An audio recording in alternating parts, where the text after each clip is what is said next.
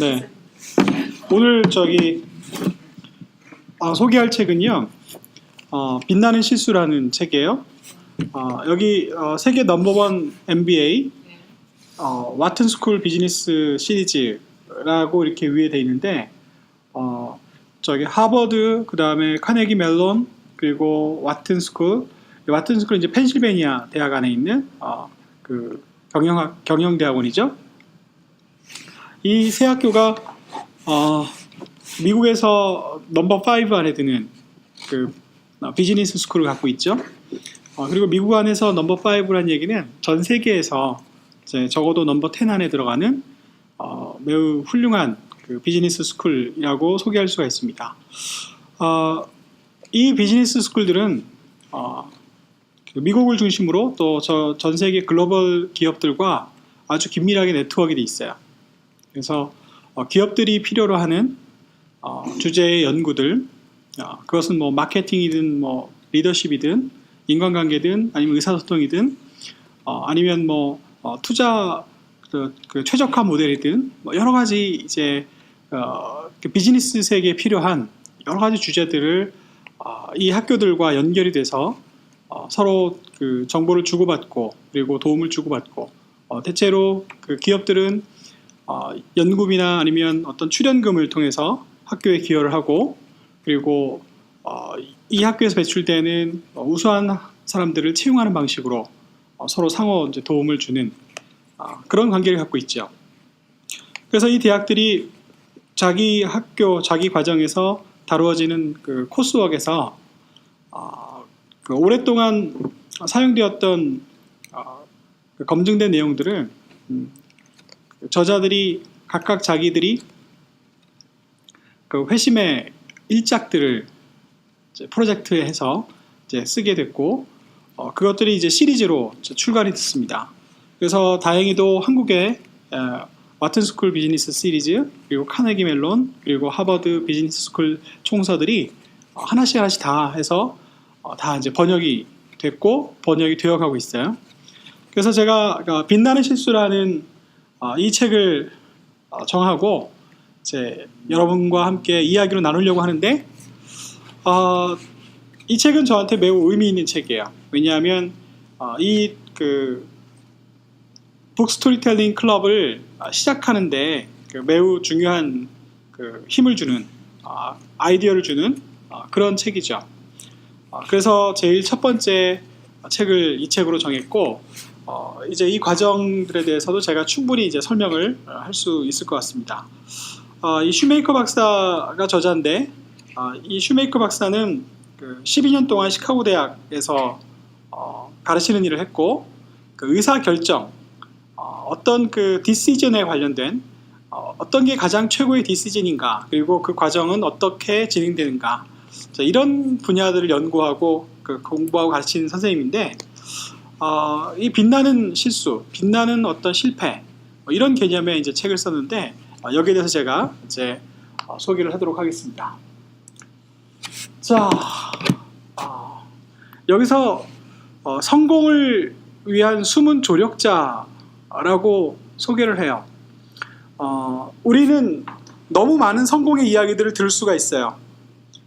그러나 솔직히 얘기하자면 세상에서 벌어지는 이 수많은 일 가운데 우리가 들을 수 있는 성공의 이야기들은 많이 벌어진 그 일 가운데 아주 일부분에 지나지 않죠. 대체로 이 얘기가 무슨냐면 대체로 다 실패하고 있다는 거야. 대체로 다 잘 안 되는데 그나마 우리가 들을 수 있는 귀담아 듣고 관심을 갖게 되는 성공한 사례들, 성공한 이야기들을 우리는 듣게 되는데 그 이야기를 좀 더 깊이 분석해보고 좀 더 깊이 들어가 보면 거기는 성공할 수 있도록 돕는 매우 중요한 장치, 매우 중요한 에너지가 사람들이 흔히 겪는 이런 그 실수들로부터 비롯된 것이 너무 많더라. 이런 이야기를 시작을 하는 겁니다. 그래서 우리가 성공하기를 바란다, 뭔가 성취하기를 바란다. 그러면 우리는 먼저 우리가 흔히 하는 실수들, 이 실수들이 매우 귀중하다. 우리가 모든 사람들이 다 항상 범사에 실수를 범하지만 그러나 그 실수들 중에서는 우리가 성공할 수 있도록 돕는 매우 중요하게 다뤄야 될 실수들이 있겠다. 그걸 이제 이야기하고 싶어 하는 겁니다. 책 그 표지를 이렇게 보면 여기에 이제 한마디 키워드로 소개한다면 실수에도 얻는 것이 있다고 믿으면 실수에도 빛나는 사람이 될 것이다. 이렇게 이제 간단하게 메모를 했어요. 우리가 인정하지는 않지만 우리가 얼마나 많은 실수를 저지르고 살아요. 얼마나 많은 실패를 경험했어요. 근데 그런 실패들이 어떤 성공한 사람들의 케이스를 그 이야기를 들여다보면 누구는 흔히 할 수 있는 일어나는 실수인데 그 실수를 성공의 열쇠로 바꿨다. 그렇다면 우리도 똑같이 다른 성공한 사람이나 실패한 사람이나 뭐 평범한 사람이나 모두가 다 어차피 실수를 하고 실패도 하고 그러고 살아간다면 우리도 그러면 우리가 흔히 범할 수 있는 그런 실수를 통해서도 우리가 좀 더 좋은 열매를 맺을 수 있는 그런 기회를 삼을 수 있지 않을까. 그런 그 도전과 아이디어를 주는 거죠. 자, 그리고 이제 어떤 그 문제 해답에는 해답은 어떤 우리가 흔히 범하는 실수에서 찾을 수도 있겠다.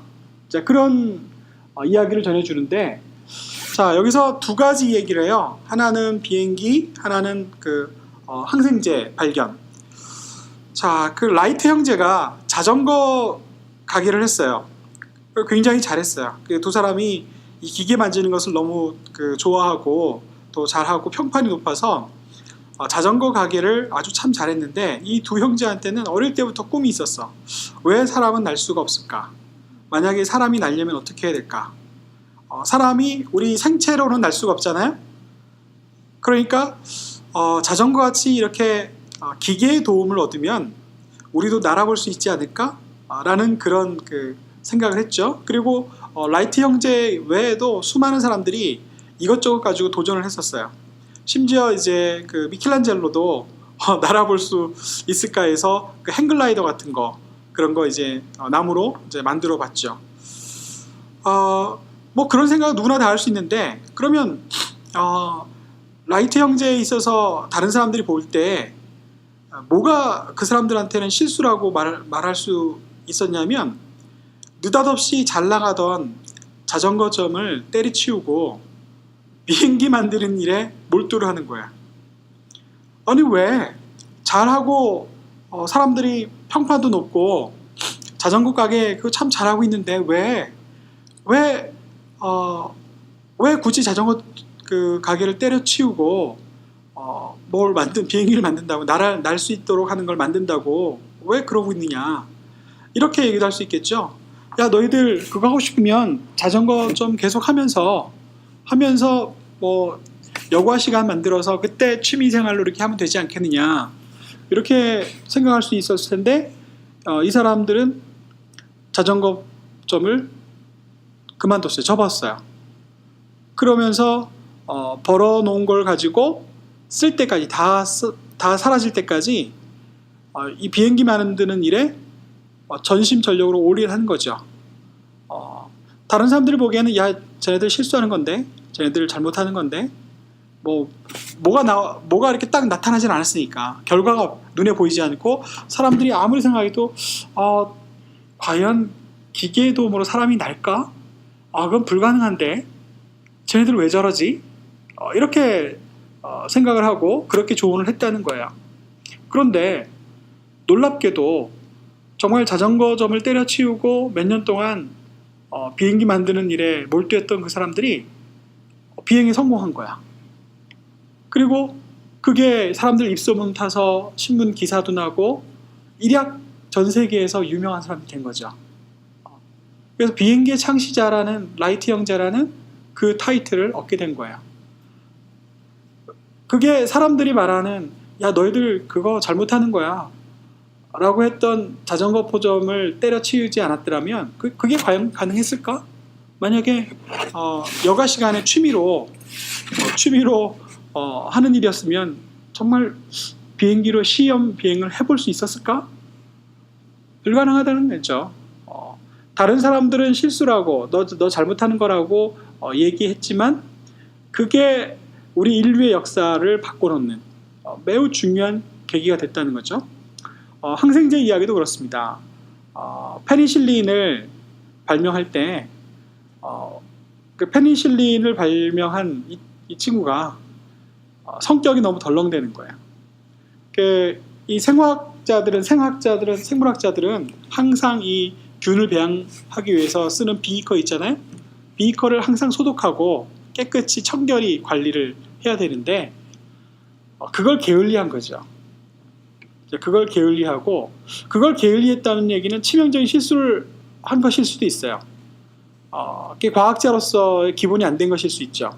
그러니까 그의 성격이 지저분하고 너저분하게 정돈도 잘 안 하고 관리해두고 이 비커도 항상 소독해서 닦아놓지 않고 하는 이런 그의 성격이 그 과학자로서 맞지 않을 수도 있었던 거죠. 그리고 심지어는 그 실험을 하다가 재채기를 해서 자기 침이 튄 거예요. 자기 침이 튀었고 그리고 그 비커를 그냥 상온에서 그냥 그 아무렇게나 방치해 두었는데 그런데 그 속에서 그 곰팡이가 생기는데 그 곰팡이가 그 원래 비커에 담겨 있었던 그 세균을 죽이더라는 거죠. 그 죽이면서 파란 곰팡이가 피는. 그래서 정상적인 실험 코스는 아니었지만 부주의한 것 때문에 어느 날 이상한 현상을 본 거죠. 그래서 이 이상한 현상이 왜 일어났을까 했더니 자기의 부주의 때문에 일어난 거야. 원래 실험 계획은 이랬는데 그 실험 계획과는 전혀 상관없이 다른 엉뚱한 결과가 나왔어요. 근데 그 엉뚱한 결과는 어디서 비롯됐냐면 자기가 재채기를 하고 그리고 비커를 상온에서 아무렇게나 지저분하게 방치해두는 이 페니실린이 2차 세계대전에 수많은 사람들을 구했거든요. 사람들이 그 전쟁에서 죽는 이유가 부상을 입고 그 부상 때문에 그 감염된 균이 결국 사람을 죽이는데 그 균을 죽이지 못하니까 그 균을 치료하는 약이 없으니까 그동안 많은 사람들이 죽었는데 마침 페니실린이 2차 대전 중에 그 약이 효과가 완전히 검증돼서 현장에서 직접 투여했고 그래서 통계에 따르면 20% 이상의 군인들이 죽어야 했지만 부상당한 군인들이 20% 이상이 살았다는 거예요. 그리고 그 이후에 인간이 그 세균으로 감염돼서 염증이 나서 열이 났는데 그걸 치료하지 못해서 죽는 경우가 허다했는데 염증이 나도 그 세균을 페니실린을 투여해서 그 균을 죽여서 항생제를 써서 너끈히 이기고 그래서 사람들이 병으로 죽을 수 있는 경우를 이 항생제 사용 때문에 수많은 사람들을 살려내는 일이 벌어졌다는 거죠. 그렇게 보면 항생제 발명도 인류 역사에 있어서 대단히 중요한 역사의 전환이에요. 인간의 수명이 이 항생제 하나 때문에 태어나서 0세 이후에 대부분 많이 죽고 유아 사망률이 엄청나게 높고 그리고 성인이 돼서도 성병, 장염, 여러 가지 그 세균성 질병 때문에 굉장히 많은 사람들이 죽었는데 이 항생제 덕분에 이제는 그런 거는 아무것도 아닌 거죠. 그리고 가면 갈수록 더 많은 강력한 항생제가 나올 수 있는 기반을 이 페니실린이 보여줬기 때문에 이걸 발판으로 해서 더 강력한 항생제들이 지금도 개발되고 있잖아요. 그렇게 따지면 이 항생제의 출현은 우리 인류의 역사를 완전히 이렇게 전환시키고 바꿔둔 거예요. 그러나 그 내용을 가만히 들여다보면 단순한 실수 때문에 그 실수가 이게 왜 이런 일이 생겼지라고 생각하다 보면 그 안에 우리가 발견할 수 있는 통찰이 같이 붙어 있었던 거죠. 그리고 실수로 비롯돼서 성공한 이 이야기들을 읽어보면 우리가 어떤 새로운 통찰과 새로운 발견의 문으로 들어가는 그런 경험을 할 수 있다. 이게 이 책이 이제 소개하는 건데요. 자, 그래서 실수는 위대한 발견으로 가는 관문이라고 이 저자가 이야기해요. 그러면서 놀랄 만한 얘기를 하는데 무슨 얘기냐면 이제 우리도 일부러 실수를 범해야 된다 그런 거예요. 대부분의 사람들은 실수할까 봐 조마조마하고 주저주저하고 만약에 실패나 실수를 하게 되면 부끄러워서 어쩔 줄 모르잖아요. 그런데 180도 반대로 이 저자는 우리가 일부러 실수를 저지르고 범해야 된다는 거예요.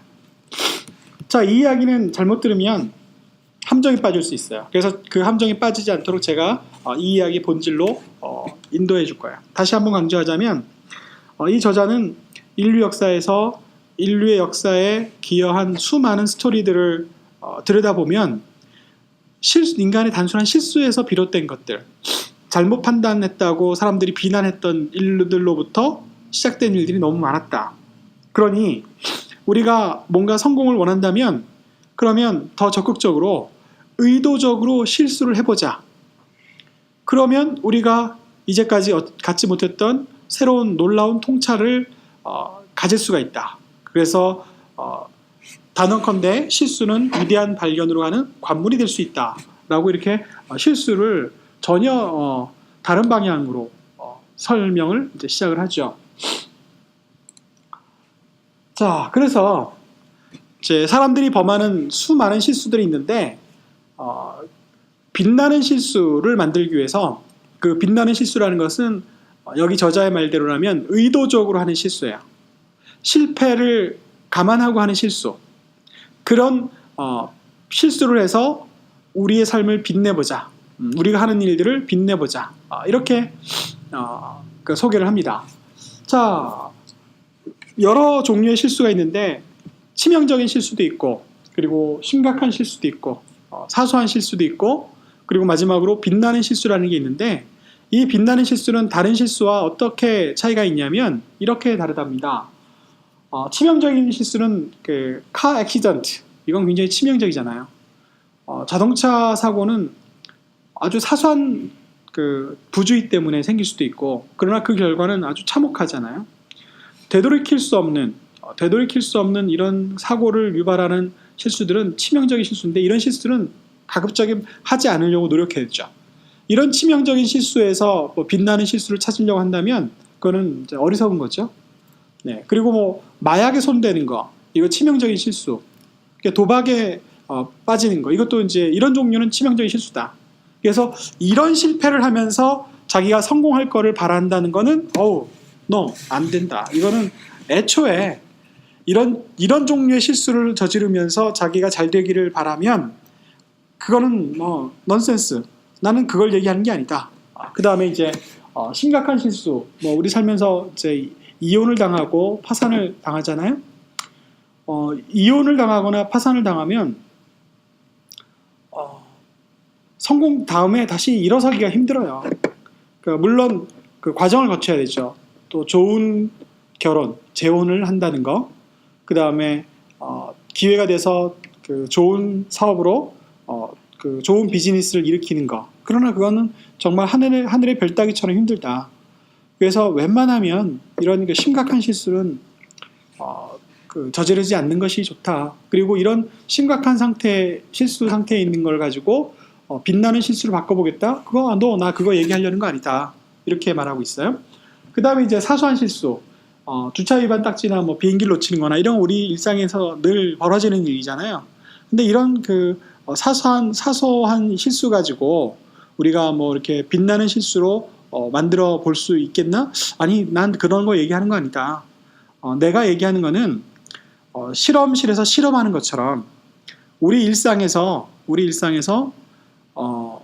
우리가 그 큰 손해 보지 않고 해볼 수 있는 거, 해볼 수 있는 것들을 과감하게 실패를 두려워하지 않고 하는 것, 그런 게 빛나는 실수가 될 수 있다. 그런 게 의도적인 실수다.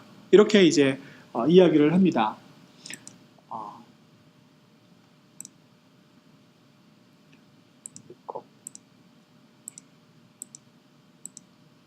자, 그러면서 이게 네. 자, 그래서 이제 의도적인 실수를 하는 계획하는 법에 대해서 간단하게 소개를 해요. 자, 비틀즈 이야기를 합니다. 자, 여러분들은 비틀즈를 너무 잘 알고 있어요. 그리고 비틀즈의 곡들은 지금은 이제 클래식이 됐죠. 자, 그런데 이 비틀즈의 성공 사례에서 어떻게 의도적인 실수를 계획했고 그게 성공을 했는지 이야기를 들려줘요. 자, 엡실론이라는 유명한 음반 회사에 여러 음반 제작 기획팀들이 있었대요. 근데 그 중에 제일 작은 폭스 뮤직이라는 레이블이 있었는데 거기에 조지 마틴이라는 담당자가, 이 담당자는 별명이 뭐였냐면 회사 내의 쓰레기 전담반, 꼴찌 전담반, 이렇게 이름 붙여졌어요. 이게 무슨 얘기냐면 비틀즈가 오랫동안 자기들끼리 이제 연습을 하고 그리고 독일에 있는 클럽에서 수년 동안 실전으로 연주를 하고 그 실력을 다졌어요. 그리고 드디어 이제 가장 유명한 음반사들로부터 이제 앨범을 내기 위해서 오디션을 도전을 해요. 오디션을 도전을 하는데 먼 길을 달려가서 오디션을 하는데 가다가 차도 고장나고 싣고 가던 앰프도 고장나고 그래서 엉망진창이었죠. 그리고 겨우겨우 이제 오디션을 했는데 그 오디션에 평가로 온 회사의 이 기획자들이 비틀즈의 연주를 듣고 아이 뭐 별거 없다 해서 다 노 했대요. 오디션에서 다 떨어뜨린 거야. 다 떨어뜨린 거예요. 그리고 다른 기획사들은, 다른 음반사들은 엡실론에서 떨어진 애들, 그러면 엡실론이 명성 있는 레코드 회사니까, 음반 회사니까 걔네들이 떨어뜨렸으면 뭐 별거 없겠다. 비틀즈의 연주를 들었음에도 불구하고 다른 음반사들도 오디션에서 노 했어요. 근데 이 회사의 작은 레이블, 폭스 뮤직이라는 레이블의 이 조지 마틴이 비틀즈에게 연락을 한 거예요. 내가 다시 한번 들어보고 싶다. 그래서 오디션을 또 봤어요. 오디션을 봤는데 자, 이 회사의 전략은 이거였어요. EMI, 엡실론의 론 화이트 사장은 자기가 저지르는 실수를 주워 담을 수 있는 직원을 고용했던 거예요. 그게 무슨 얘기냐면 자기가 오디션에 이렇게 다 봐도 자기 안목에서 벗어난 사람들이 있을 거 아니에요, 팀들이. 그러면 자기는 버려요. 그러면 자기가 버렸다고 해서 그냥 잊고 살면 거기서 진주를 내가 모르고 버릴 수도 있잖아요. 그리고 대중들이 원하는 진짜 탑스타를 자기가 눈으로 이렇게 걸러서 지나칠 수도 있잖아요. 그러니까 자기는 버렸지만, 자기는 안 될 거라고 생각했지만, 그런 탈락된 사람들 중에 자기 각자 자기의 관점으로 괜찮다라고 생각하는 팀들은 다시 픽업하는 그런 역할을 하는 직원 조지 마틴을 둔 거죠. 그리고 이 조지 마틴이 비틀즈를 만났을 때 괜찮다. 이 팀 연주가 탄탄하다. 이제 그렇게 판단을 했고, 그리고 이제 너희들이랑 계약하고 싶다. 이렇게 얘기를 했잖아요. 근데 어떤 상황이냐면 이미 큰 오디션에서는 다 떨어진 거예요. 그 기획자들은 너희들 가망 없다라고 이렇게 판단한 거죠. 그러니까 이제 이 폭스 뮤직이랑 비틀즈가 계약할 때는 너희들 이거 뭐 성공할 것 같지도 않고 그러지만 우리가 그래도 뭐 믿지는 셈 치고 한번 만들어 볼게, 이렇게 하면서 계약을 하는데 어떻게 계약하냐면 앨범 한 장당 1페니. 그러니까 실패해도 큰 손해를 안 보는 거죠.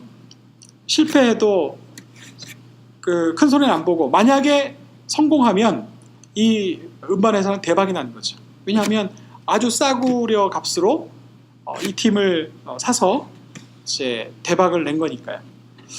자, 의도적으로 실수하기라는 건 이런 겁니다. 크게 손해보지 않는 비용을 투자해서 해볼 수 있을 만한 일을 적극적으로 해보라는 거죠.